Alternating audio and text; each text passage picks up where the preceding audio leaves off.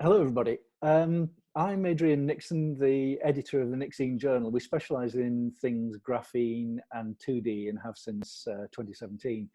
And we produce a regular journal every month for the graphene and nanotechnology community. We're starting off doing a series of interviews with people who are leading the world in graphene. And today, we've got the pleasure of talking with Denis Koltsov. Denis is really well known in the graphene world.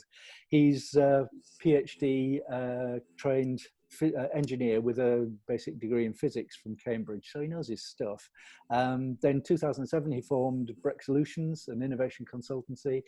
And after that work, started to get more and more involved in nanotechnology, and then gradually got involved more and more with innovation area, and that led him into standards, and he's now the chair of the International Standards Organization for Nanotechnologies. Welcome, Denis. How did I do? Thank you. Is that a good summary of you? Pretty good, yes. Excellent, yes. So what is this International Standards Organization, nanotechnology? What do you do? Right, well, in the world there are several international standards organizations. ISO stands for International Standards Organization, based in Geneva. They do all sorts of standardization for all sorts of sectors. Now, they're all divided into so-called technical committees. It's basically a bunch of people getting together and discussing what width of the rails we should have, what type of plugs we should use, etc., etc. There are lots of standards on safety. There are lots of standards on material specification, etc. Now, what I work with is standards in nanotechnology. Now, we all know nanotechnology is extremely broad. So we've got the technical committee 229. It works on standards in general nanotechnology. And part of that is the work on graphene. The interesting thing is that we cover so many different aspects of that topic. So for example, it goes from terminology to measurement, to health and safety, to material specification, and now we're even going into applications, which is a rather tricky business because, as we've seen, the number of applications has just exploded. And it's not only for graphene, but many other kind of materials as well. Just coming back a minute, so you just said terminology, measurement, applications. So why is terminology important? Well, actually, it's been a battleground since the beginning. We've had interesting developments before graphene, by the way, on defining what nano is or nanoscale is. And as we all know, this is 1 to 100 nanometers, etc., etc. But there were attempts to redefine that. And in many policy areas or many application areas, for example, biotechnology, they see nanoscale as something different. Because for them, 1 to 100 is not that relevant. Maybe it is 1 to 300 nanometers where the interaction with cells is bigger. That would make a difference. So there have been attempts to change that over the years. And we take a pragmatic and scientific point of view. We listen to our experts, and we have about, well, ISO technical committee that I chair has approximately 60 countries represented. So we have quite a cacophony of different points of view. And we listen to all of them on a technical level. We don't do political discussions. This is technical discussion. And we, for example, coming back to graphene, the graphene definition as a single layer graphene. You can show a prop if you want, Adrian. Sure, yeah. Should we? I've got lots of props here. Should we? So you start with graphite, and then you peel it off. But yeah. Ideally, this is single layer. Coming back to practicalities, supplying single layer is extremely difficult in the world. So your terminology has to address that, and we did. Right. So there are a few graphene terms as well.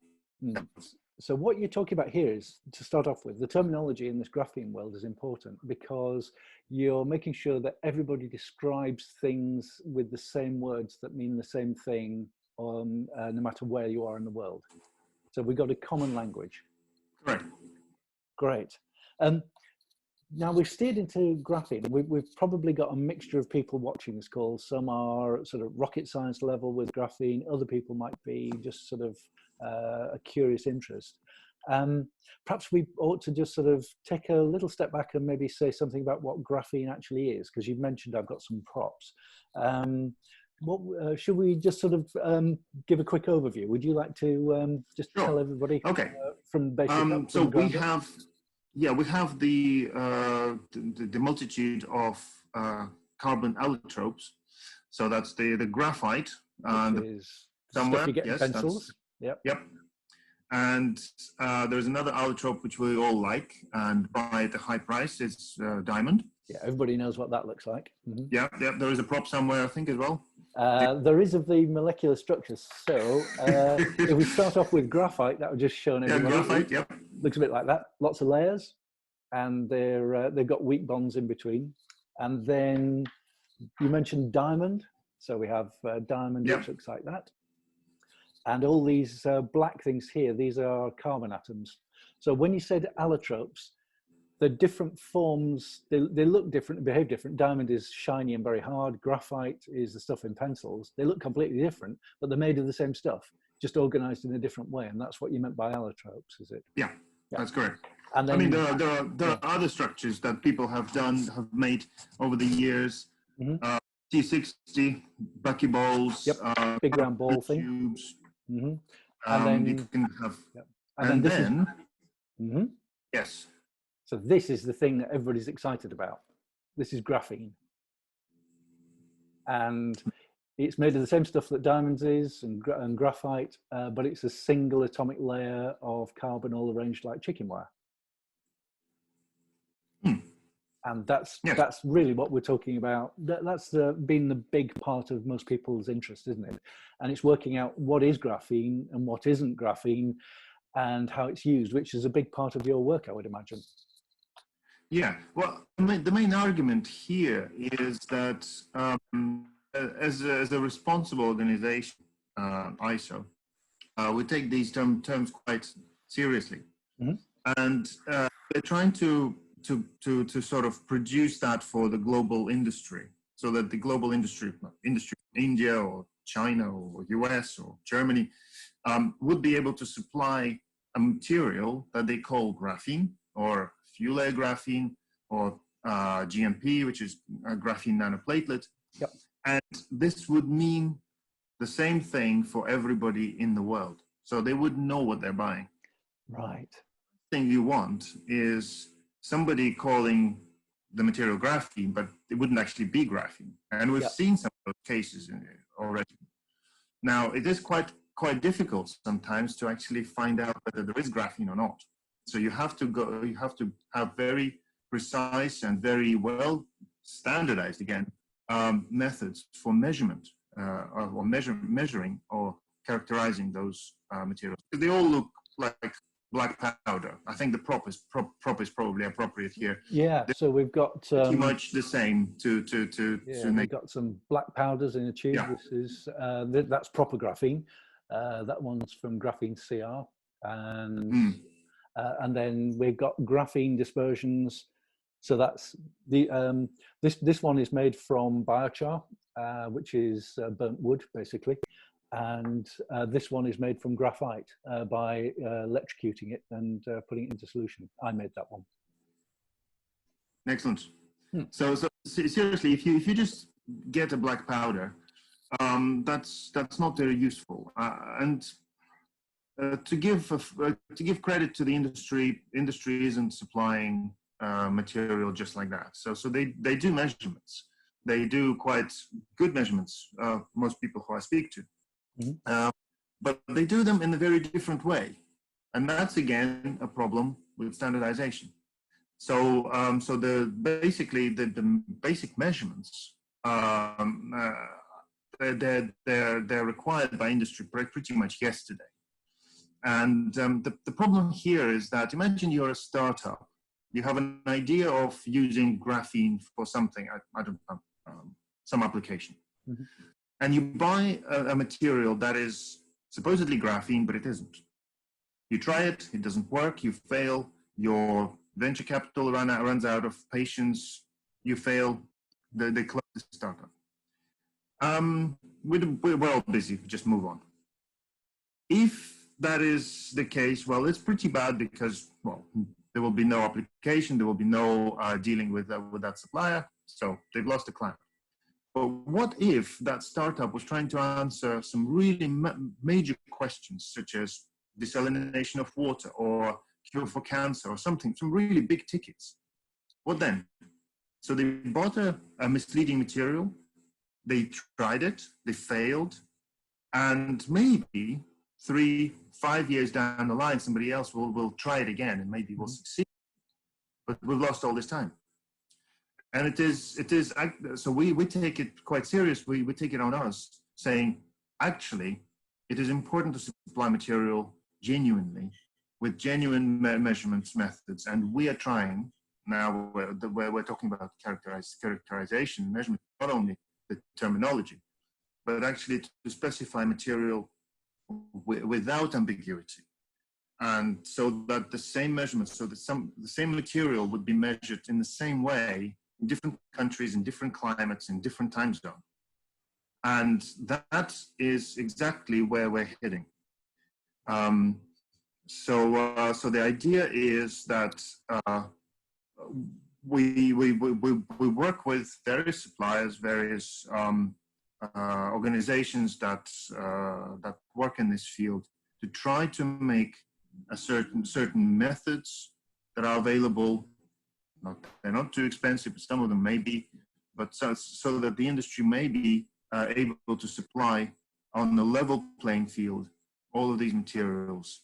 And some industry has invested a lot in their quality of the product, and some industry, by the fact that they're using some other methods of production, some different raw materials, they may have lower quality or different quality of materials.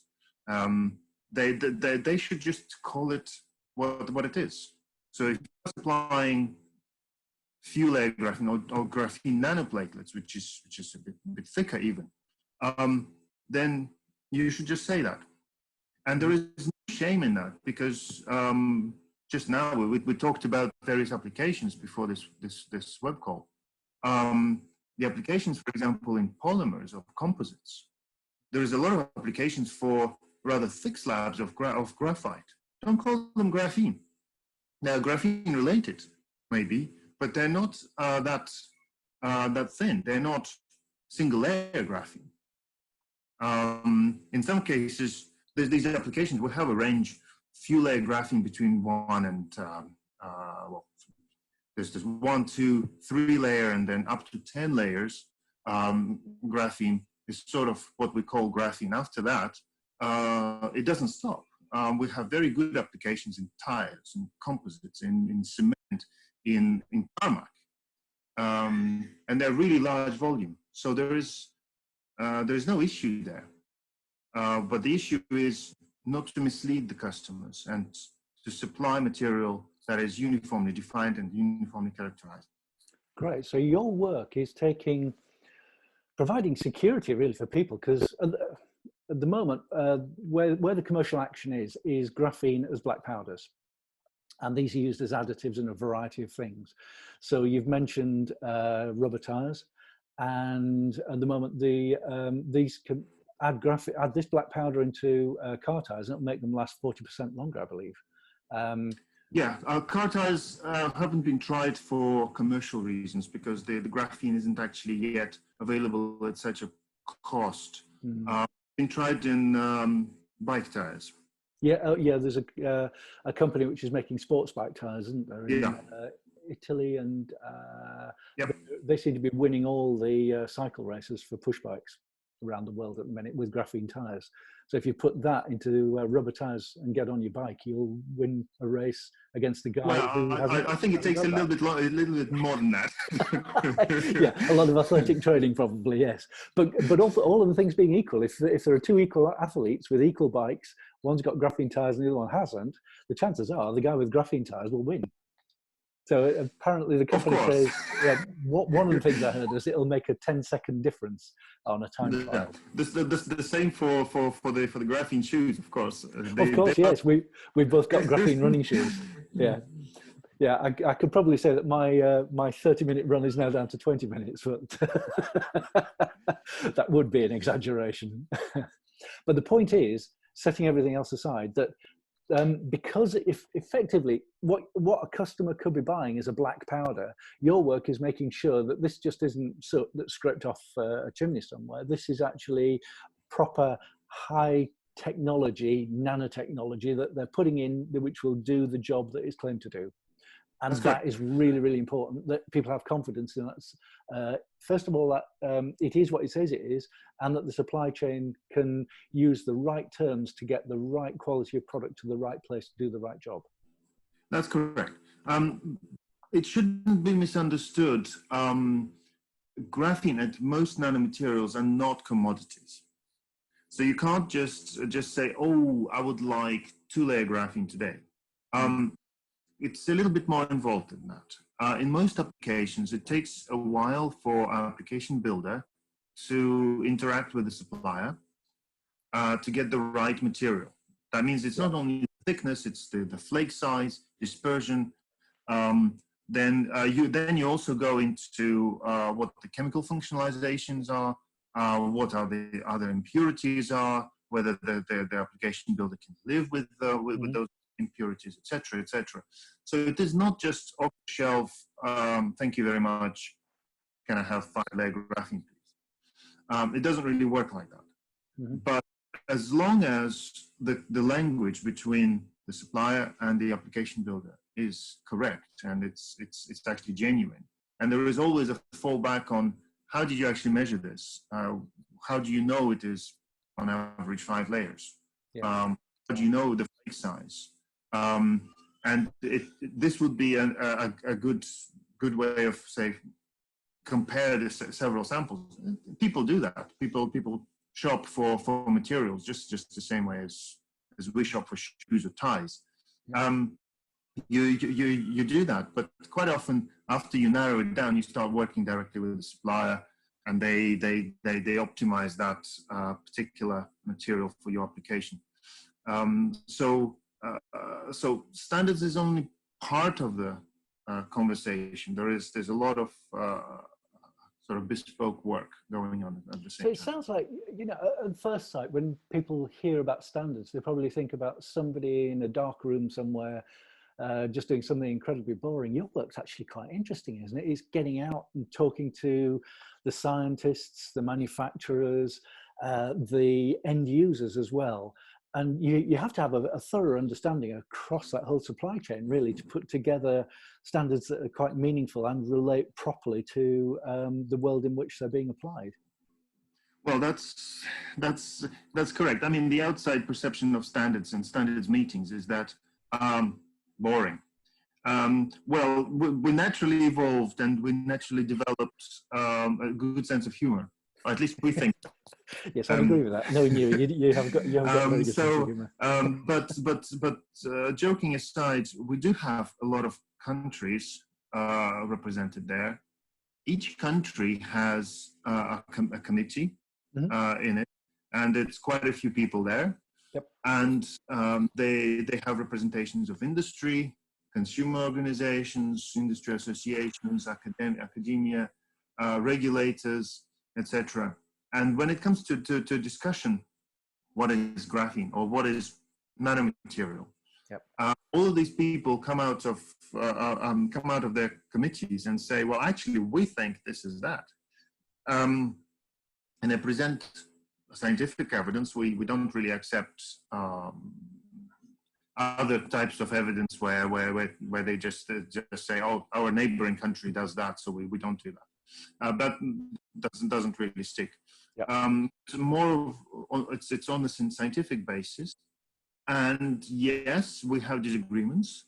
Some countries historically worked with a certain level of confidence in their supply. So, for example, we had certain countries supplying graphene, and their definition of graphene is a little bit different from what we understood. Again, this is done by voting in the end. Everyone has a voice, and quite often, even just one voice, but with very good scientific reasoning, can sway the development of a particular standard. And that's why we always encourage people to be there at the meetings. Well, these days it's a bit difficult. Yeah. We're all marooned in our houses with Zoom attached. And yeah, so here we are.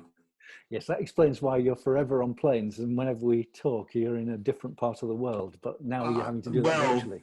Well, my family actually know me now.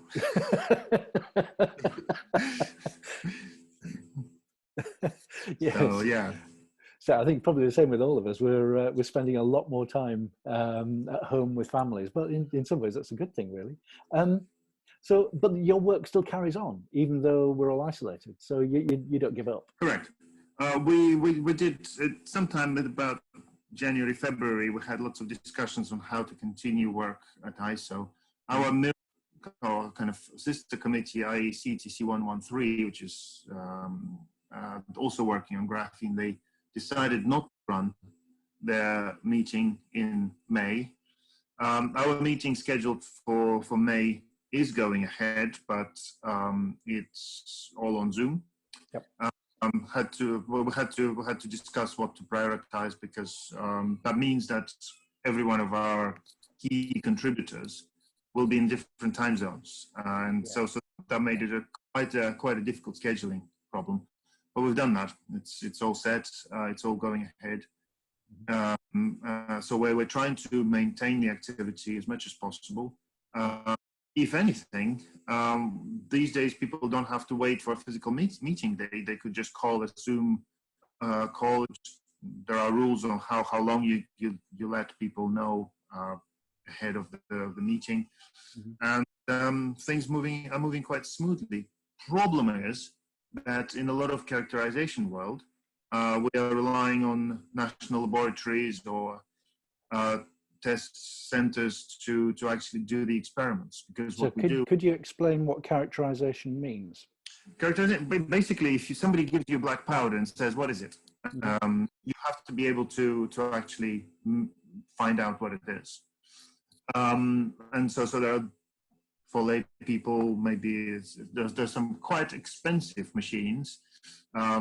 Your perspective, it's probably worth, say, 5 to 10 Austin Martins, just one machine sitting somewhere in the corner of a university. But those machines, they can give you a lot of information about materials. For example, Raman spectroscopy, or SEM, or scanning electron microscopy, or transmission electron microscopy, etc.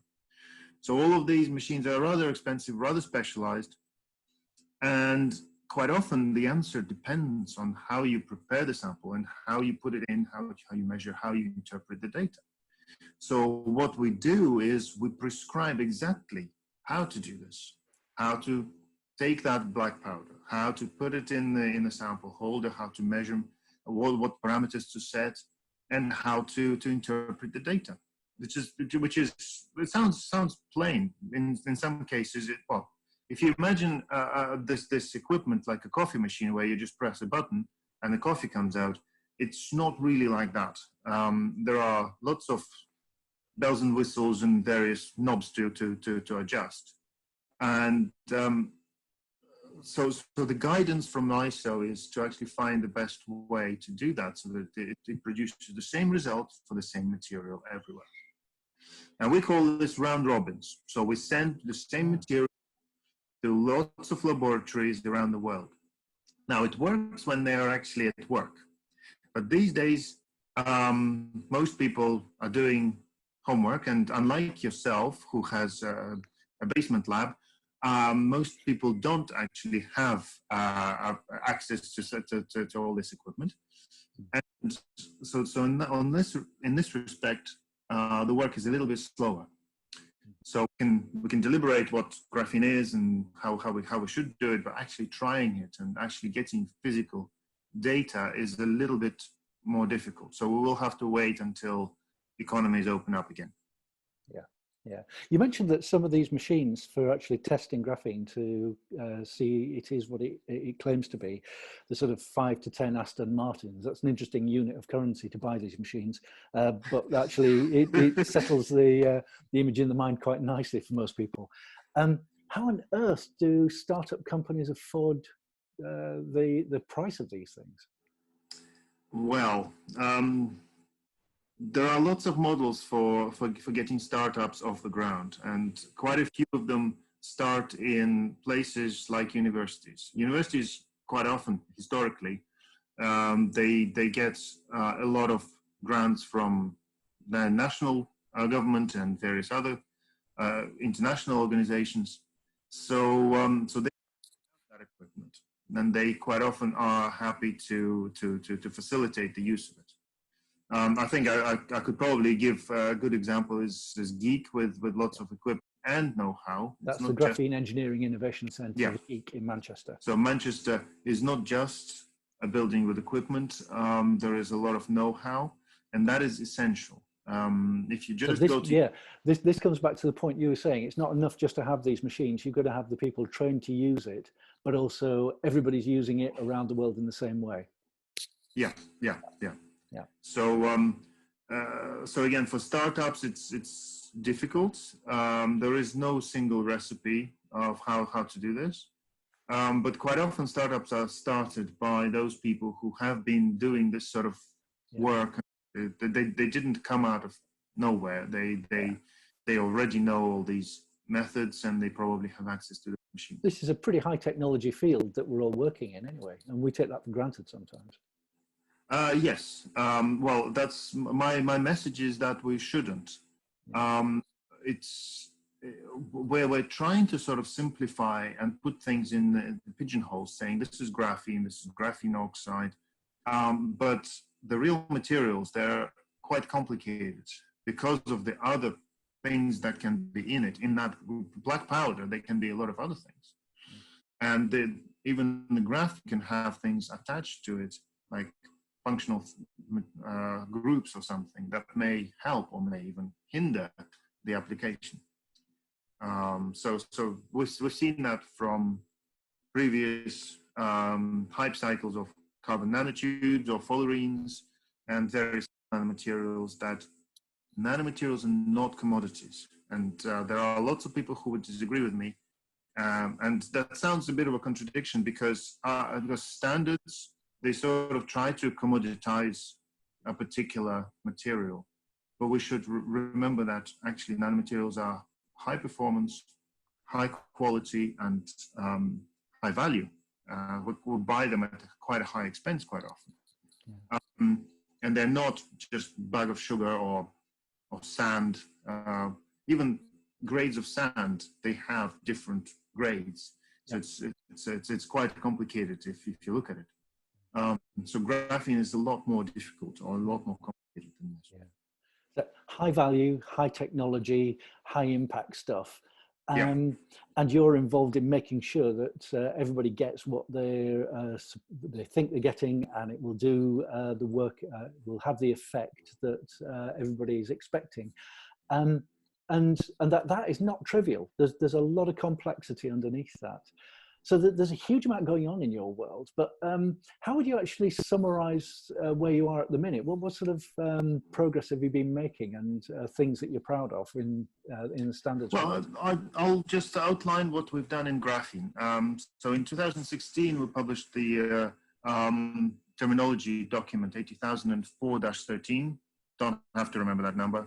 Only some people you remember it. It's your job. Okay. Yeah, I remember. So that clearly defines what we mean by graphene or other 2D materials. Actually, the whole conversation was talking about graphene, but actually these days the emphasis is away from the actual graphene more into graphene, what you could call it loosely graphene derivatives. So it's derived from graphene, or other 2D materials. And there are a lot of other 2D materials that we can play with, and the different properties, etc. So, so the terminology document covers that. And then later on, I think it was 2018, no, 2019, we published a sort of a list of methods, how to characterize, how to measure, how to tell what that black powder is. So there's a document. I quite like the name James Blunt document, because it's 1973. Anyway, and then we have various other documents also in characterizing various types of graphene. So it's the powder. So we will have a characterization of structural characterization, meaning how many layers, what size the graphene is.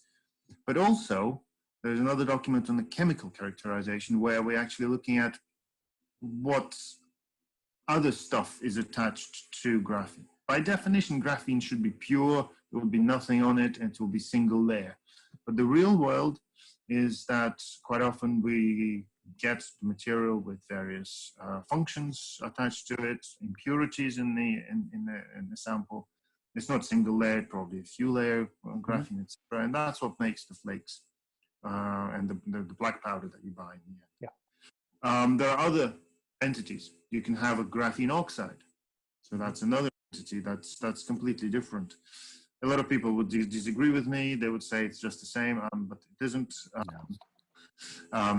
Physically, it looks very different. Chemically, it looks very different. And there is also reduced graphene oxide. It depends on how you get to that reduced graphene oxide as well. The method that you're producing that produces different materials, and that is also important. So we're working on that. There's lots of different documents.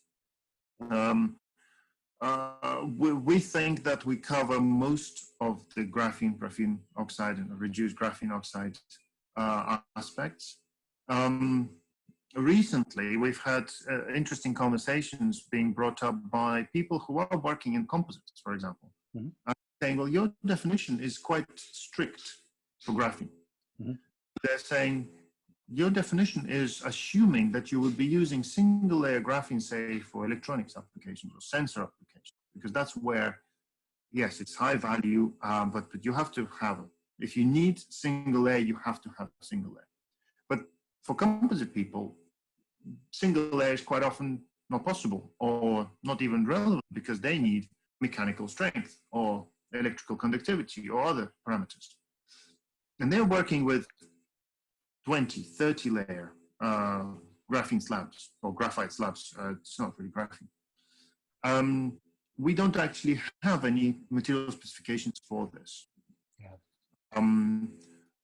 We will have a material specification documents being prepared jointly with the IEC, but that's again for graphene, but not for materials that have actually historically been the money makers for a lot of industry, because they're basically low-hanging fruit. If you put graphene with appropriate dispersion and appropriate application, you can actually put it in plastic or any other composite, and it will improve the functionality. If you tailor it quite well for your custom application, that's it. It doesn't have to be graphene. It can be tailored. You might find that it's 20 layers is better than 5. So horses for courses. So how are you actually developing standards in this field? In that area. Sorry? All right. Yes, you don't have any standards yet. So you'll have to. This is an area for future development with possibly, the suppliers. So we went into high-end, kind of high quality. Probably we started from the difficult end. Yeah. But we kind of missed out this big chunk of industry where we probably need to help as well.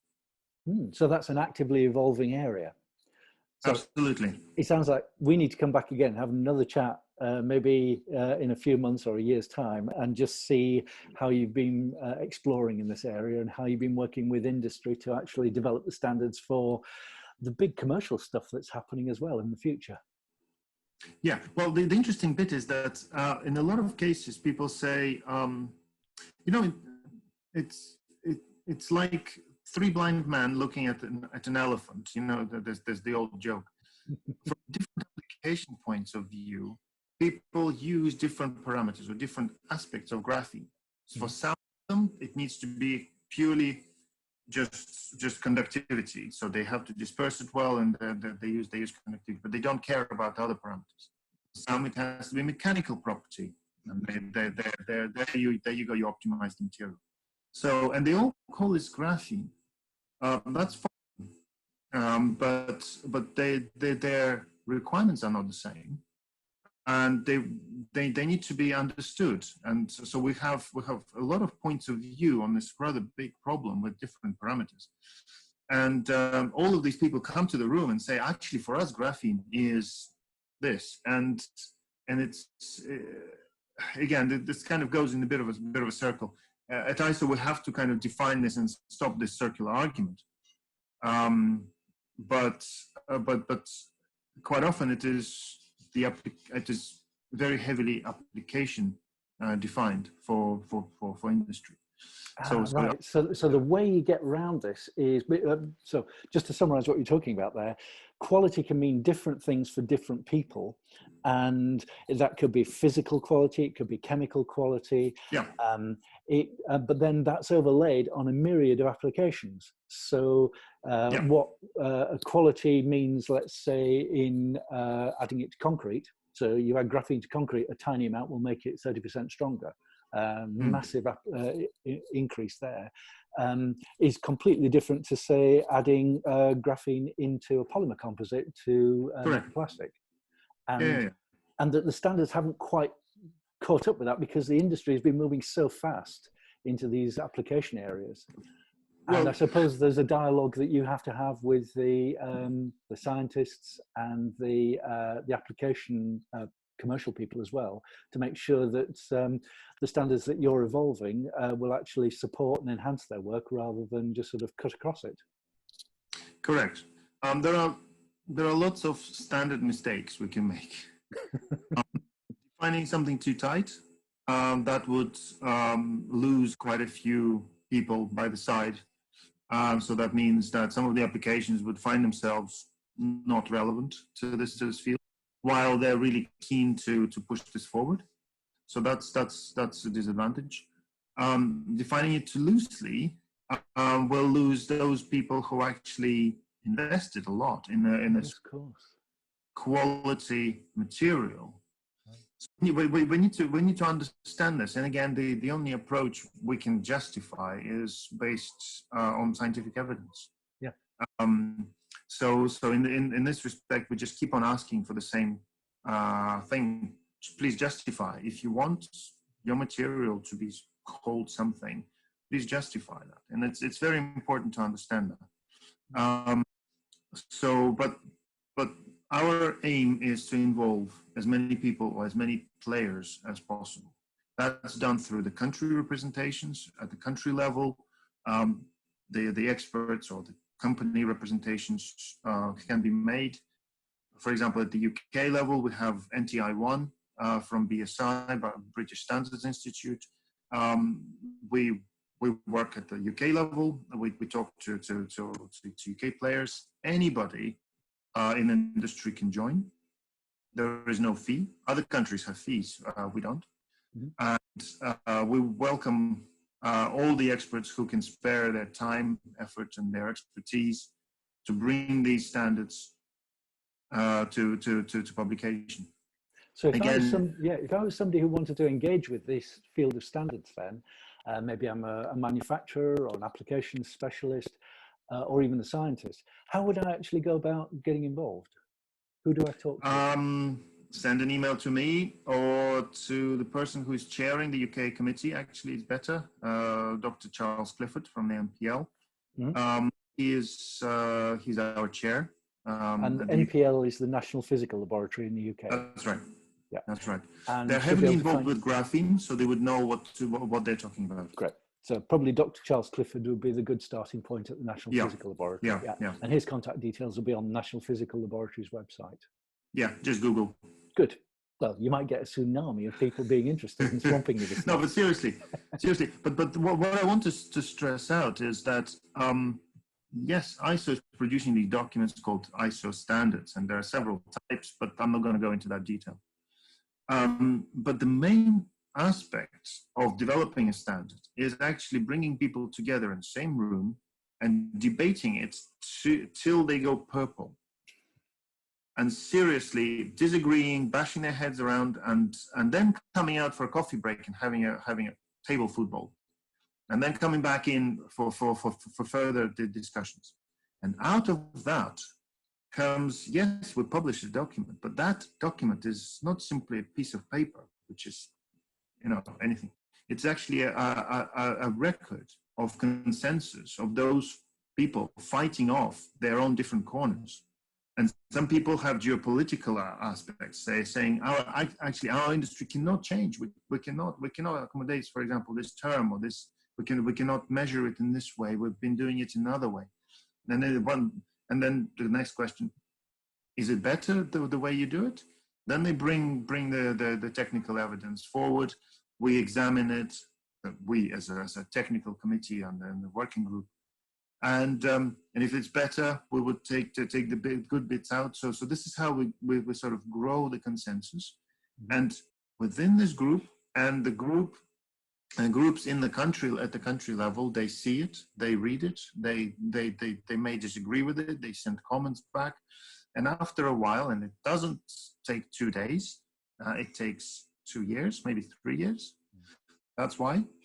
So it's a long process, not because we're lazy, not because we can't send emails, but actually because it's extremely broad process. We have to take all of these experts in all of these countries with us. And for that reason, we work with in a consensus. So if somebody is completely disagreeing, or if there are a group of countries that are completely disagreeing, for example, the document doesn't get approved or doesn't get published. This is quite as simple as that. So it's a record of consensus rather than just a text. Because to be honest, you and I can write a scientific publication in 2 weeks. The last standard that I drafted with a client, it was actually international standard. We started with a draft. We made it in a month. It took 3 more years to push through the committee because of all the other different countries contributing, and it became much better. Of course, 2 men and a laptop can create a good work. Yeah, no problem. But with all these countries, all these experts, it's a lot more acceptable by the international community. So this whole process of standardizing developments then, creating standards, just to summarize and conclude then, it's about marshalling the science, the technology, meeting the commercial activity, but also there's a very human aspect to this as well, which is about extracting the best out of people to make sure you get the best formed piece of thinking embedded in a document that will last for a very long time and actually provide a lot of clarity and a lot of use for people way into the future.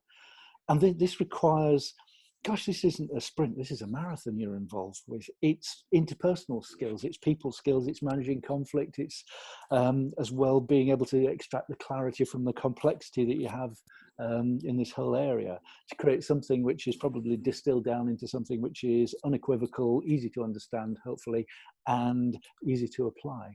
Denis, I'm coming away with a renewed admiration for what you do. This is fascinating. Oh dear. It was not meant to be. Well, it did. It turned out to be really interesting for me.